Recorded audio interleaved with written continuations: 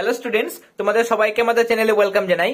আজকে আমরা এবিটিএ মাধ্যমিক টেস্ট পেপারস থেকে দেখো পেজ নম্বর 768, এখানে তোমাদের লাইফ সায়েন্সের যে সেটটা দেওয়া হয়েছে সেখান থেকে আমরা সমস্ত 1 মার্কসের কোশ্চেনের আনসার গুলো আজকের ক্লাসে আলোচনা করে নেব। দেখো আমাদের আজকের সেটের প্রথম যেটা বিভাগ ক থেকে এমসিকিউ দেওয়া হয়েছে, সঠিক জোড়টি নির্বাচন করো। দেখো প্রথমে দেওয়া হয়েছে গুরু মস্তিষ্ক, এটা কিন্তু দেহের ভারসাম্য রক্ষা করে না, এটা লঘু মস্তিষ্ক করে। তারপর লঘু মস্তিষ্ক, এটাও কিন্তু ভুল দেওয়া হয়েছে একদম। দেখো অপশন ডি সুষুম্না শীর্ষক, এটা হৃদস্পন্দন এবং খাদ্য গলাধকরণ নিয়ন্ত্রণ করে, এটা কিন্তু সঠিক। নিচের কোনটি সোয়ান কোষের সঙ্গে সম্পর্কিত? আনসার হবে অ্যাকশন। নেক্সট, বীজ ও মুকুলের সুপ্তদশা ভঙ্গ করতে সাহায্য করে, আনসার হচ্ছে জিব্বেরেলিন। নিচের কোনটি সঠিক প্রতিবর্ত পথ?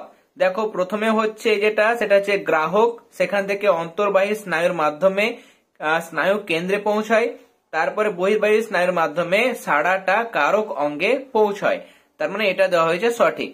নেক্সট 1.5 ফ্লেকশন হয়ে যাবে দেখো বাইসেপস। এক্সটেনশন পেশি, এটা হচ্ছে দেখো কোয়াড্রিসেপস। আর রোটেশন, এটা হচ্ছে পাইরিফর্মিস। তার মানে A3B1C2 এটা আমরা পেয়ে যাচ্ছি অপশন সি, এটা কিন্তু দাগ হবে কেমন, A3B1C2।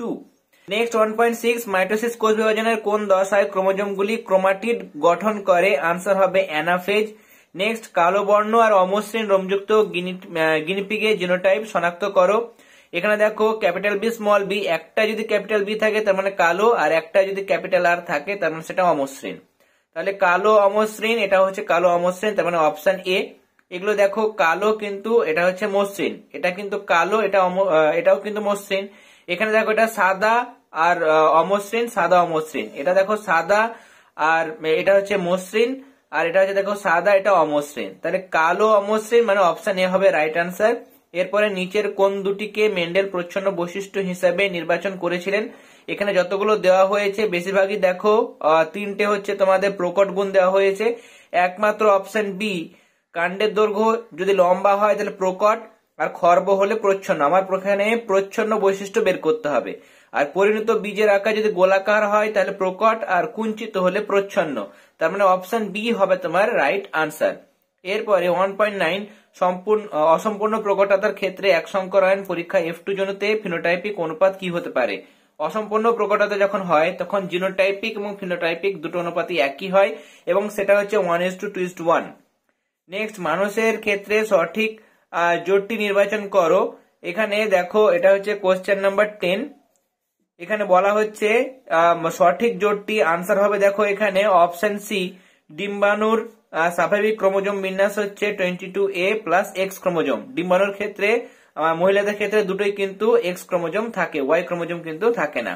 1.11 মিলার ও উরে তাদের পরীক্ষায় প্রাণ সৃষ্টির কতগুলি প্রাথমিক উপাদান সংশ্লেষ করতে সক্ষম হন? সেগুলির মধ্যে কোনগুলি অ্যামাইনো অ্যাসিড ছিল তা শনাক্ত করো। এখানে আনসার হয়ে যাবে দেখো অপশন সি, গ্লাইসিন এবং অ্যালানিন। 1.12 নিচের কোন জীবাণুটি নাইট্রিফিকেশনে অংশগ্রহণ করে? আনসার হচ্ছে প্রথমটা, নাইট্রোসোমোনাস। 1.13 এক্স-সিটু সংরক্ষণের উদাহরণ হয়ে যাবে ক্রায়ো সংরক্ষণ। জলদূষণের ফলে নিচের যেটি ঘটে তা হলো, আনসার হচ্ছে ইউট্রোফিকেশন। আর শেষ এমসিকিউ, নিচের কোন জোড়াটি সঠিক নয় তা স্থির করো। এখানে লাস্টে দেওয়া হয়েছে গ্রিন হাউস গ্যাস, তার ফলে কিন্তু ইউট্রোফিকেশন ঘটে না, জল দূষণের ফলে ঘটে। আর গ্রিন হাউস গ্যাসের ফলে সেক্ষেত্রে বিশ্ব উষ্ণায়ন ঘটে, তার মানে অপশন ডি এটা কিন্তু সঠিক নয়। এরপরে আমরা বিভাগ খ দেখে নেব। প্রথমে দেওয়া হয়েছে আয়োডিন অভাবে কোন হরমোনের সংশ্লেষ ব্যাহত হয়? তোমরা এখানে লিখবে থাইরক্সিন। পরের প্রশ্ন, মস্তিষ্কের কোন অংশে পারকিনজি কোষ দেখা যায়? পারকিনজি কোষ দেখা যায় সেরিবেলাম অর্থাৎ লঘু মস্তিষ্কের মধ্যে। এরপরে মানুষের পপুলেশনে এক্স ক্রোমোজোম বাহিত প্রচ্ছন্ন জিন ঘটিত একটি রোগ হলো, তোমরা লিখবে এখানে হিমোফিলিয়া। পরের প্রশ্ন 2.4 আধুনিক ঘোড়ার খুর হলো তাদের পূর্বপুরুষের, এটা হচ্ছে তৃতীয় কেমন 3 নম্বর আঙুলে রূপান্তর। 2.5 বাজারে বহুল বিবৃত, এটা একটা ভুল দেওয়া হয়েছে, বোতলজাত ঠান্ডা পানীয় প্রস্তুত করতে, মানে প্রচুর পরিমাণে বিক্রি হয় এরকম বোতলজাত পানীয় প্রস্তুত করতে কি জলের প্রচুর অপচয় ঘটে? তোমরা এখানে লিখবে মিষ্টি জলের অপচয় ঘটে। আর শেষ শূন্যস্থান বাতাসে ভাসমান ধোঁয়া, ছাই, ধূলিকণা, পরাগরেণু ইত্যাদি সূক্ষ্ম কণাকে একত্রে বলা হয় এসপিএম, সাসপেন্ডেড পার্টিকুলেট ম্যাটার। এরপরে সত্য অথবা মিথ্যা নিরূপণ করো। 2.7 ট্রপিক চলন হলো উদ্ভিদের বৃদ্ধিজনিত চলন, এটা সত্য, আমি টিক দিলাম। মাইটোসিস কোষ বিভাজনে ক্রসিং ওভার ঘটে, মাইটোসিসে নয় মিওসিসে ক্রসিং ওভার ঘটে, এটা আমি ক্রস দিলাম, এটা মিথ্যা। মানুষের লিঙ্গ নির্ধারণে স্ত্রীর কোনো ভূমিকা নেই, এটা কিন্তু সত্য, পুরুষদের ভূমিকাই কিন্তু প্রধান। ফুলের পরাগরেণু শ্বাসকষ্টের কারণ, এটা কিন্তু দেওয়া হয়েছে সত্য। ফুলের পরাগরেণু এক ধরনের অ্যালার্জেন এবং অ্যাজমা, হাঁপানি কিন্তু সৃষ্টি করে। অ্যাসিড বৃষ্টির কারণ হলো বায়ু দূষণের ফলে সৃষ্ট সালফার ডাইঅক্সাইড এবং নাইট্রোজেন ডাইঅক্সাইড গ্যাস, এটা কিন্তু সত্য। আর শেষ দেওয়া হয়েছে পূর্ব হিমালয় হটস্পটে সংরক্ষিত একটি বিপন্ন উদ্ভিদ হলো রোডোডেনড্রন, এটাও কিন্তু সত্য। পরের পাতায় স্তম্ভ মেলাতে দেওয়া হয়েছে, দেখে নেব আমরা। দেখো সিএসএফ সেরিব্রোস্পাইনাল ফ্লুইড, এটা হয়ে যাবে দেখো মস্তিষ্কের কোষে পুষ্টি সরবরাহ করে, এটা হচ্ছে সিএসএফ এর কাজ। ক্রসিং ওভার দেখো এটা মিওসিসে ঘটে 2.14। হিমোফিলিয়া হয়ে যাবে এক্স ক্রোমোজোমে অবস্থিত প্রচ্ছন্ন জিনগত রোগ 2.15। কোয়াসার্ভেট হচ্ছে বৃহৎ কোলয়েড সমন্বয় 2. এটা হচ্ছে 16। জয়েন্ট ফরেস্ট ম্যানেজমেন্ট জেএফএম জঙ্গল পুনরুদ্ধারের জন্য স্থানীয় বাসিন্দাদের সক্রিয় অংশগ্রহণ, তার মানে এটা হচ্ছে 2.17। আর লাস্টে দেওয়া হয়েছে গ্রাফটিং হচ্ছে দেখো স্টক এবং সিয়নের মধ্যে জোড় কলম বা গ্রাফটিং করানো হয়। 2.19 দেখো বিসদৃশ শব্দটি বেশি লেখো, বামনত্ব, গলগণ্ড, মধুমেহ, এগুলো দেখো হরমোনের অভাবে ঘটে, তার মানে হরমোনের ত্রুটিজনিত রোগ। আর থ্যালাসেমিয়া এটা হচ্ছে জিনগত রোগ, তার মানে এটা হচ্ছে আলাদা। এরপরে কোন প্রকার কোষ বিভাজন জীবের বৃদ্ধিতে সাহায্য করে, তোমরা লিখবে মাইটোসিস।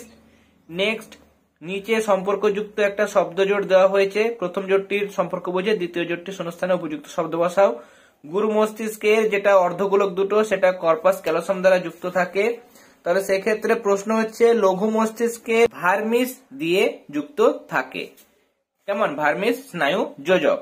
এরপরে কোন পিরিমিডিন ক্ষার ডিএনএ তে থাকলেও আরএনএ তে থাকে না, এখানে আনসার হবে থাইমিন। থাইমিনটা ডিএনএ এর মধ্যে থাকে কিন্তু আরএনএ এর মধ্যে অনুপস্থিত। আরএনএ তে কি থাকে, ইউরাসিল থাকে। যোগ্যতমের উদ্বর্তন এটা কার, এটা হচ্ছে দেখো ডারউইনের মতবাদ, কেমন তোমরা এখানে ডারউইন কথাটি লিখবে। নেক্সট, একটি সংযোগ রক্ষাকারী প্রাণীর নাম লেখো, আমি এখানে লিখেছি দেখো লাংফিশ, এটা মাছ এবং উভচরের মাঝে সংযোগ রক্ষা করে। এছাড়া দেখো সরীসৃপ এবং পক্ষীর মাঝে আর্কিওপটেরিক্স কিন্তু সংযোগ রক্ষা করে। আমি এখানে লাংফিশ লিখেছি, তোমরা এটাও কিন্তু লিখতে পারবে। এরপরে দেখো 2.25 নিচে 4টি বিষয়ের মধ্যে 3টি একটি বিষয়ের অন্তর্গত। দেখো কলেরা, জন্ডিস, আমাশয় এগুলো জলদূষণের ফলে ঘটে।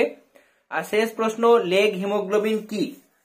সিম্বি গোত্রীয় উদ্ভিদের মূলের অর্বুদে ব্যাকটেরিয়ার মিথজীবিতার ফলে আয়রন সমৃদ্ধ এক ধরনের রঞ্জক পদার্থ উৎপন্ন হয় যা নাইট্রোজেন সংবন্ধনে সাহায্য করে, একে লেগ হিমোগ্লোবিন বলে। তাহলে আজকে আমরা এবিটিএ টেস্ট পেপার থেকে লাইফ সায়েন্সের আরো একটা সেট সলভ করে নিলাম। আশা করি আজকে ক্লাসটি তোমাদের ভালো লেগেছে, তাহলে অবশ্যই ক্লাসটিতে লাইক দেবে। এরপর দেখো আর কয়েকটা সেট তোমাদের রয়েছে লাইফ সায়েন্স থেকে, এই কয়েকটা সেট আমরা সলভ করে নেব। তারপরে তোমাদের এবিটিএ টেস্ট পেপার থেকে লাইফ সায়েন্সের বিভাগ গ এবং বিভাগ ঘ থেকে যে সমস্ত বড় প্রশ্নগুলো রয়েছে সেগুলো আমরা সলভ করব। যারা এখনো পর্যন্ত চ্যানেলটি সাবস্ক্রাইব করনি তারা অবশ্যই সাবস্ক্রাইব করে নিও। তোমাদের কোনো জিজ্ঞাসা থাকলে বা কোনো সমস্যা থাকলে সেক্ষেত্রে তোমরা অবশ্যই ইউটিউবের কমেন্ট সেকশনে তোমাদের প্রবলেমগুলো তুলে ধরতে পারো, আমি যথাসাধ্য তোমাদের সমস্ত প্রবলেম সলভ করার চেষ্টা করব। এছাড়া তোমরা কিন্তু আমাদের টেলিগ্রাম গ্রুপেও যুক্ত হতে পারো, আমাদের টেলিগ্রাম গ্রুপের লিংক তোমরা এই ভিডিও ডেসক্রিপশন বক্সে পেয়ে যাবে। তাহলে আজকের ক্লাস এতটাই, তোমরা সবাই ভালো থেকো, অল দা ভেরি বেস্ট।